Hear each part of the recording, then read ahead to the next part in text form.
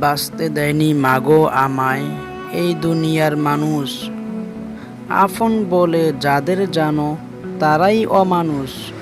কষ্ট দিয়ে মারলো গো মা, ধরলো চেপে গলা, এই পৃথিবীর কেউ দেখেনি আমার মরণ জ্বালা। ওদের মনে ছিল না মা তিল পরিমাণ মায়া, কান্না করে বলছি গো মা একটু করো দয়া।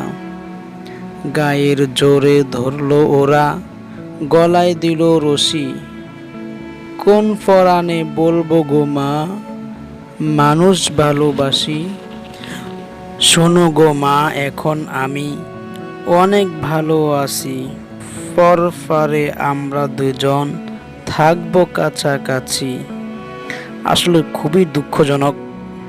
নিষ্পাপ শিশু, তাকে মারার কি দরকার? তার সাথে কোনো দুশ্মনী আছে? তার সাথে কোনো পারিবারিক কোনো দ্বন্দ্ব? আমরা যদিও নামের মানুষ, কিন্তু আসলে আমাদের ভিতরে মানুষত্ব বলতে কিছুই নেই।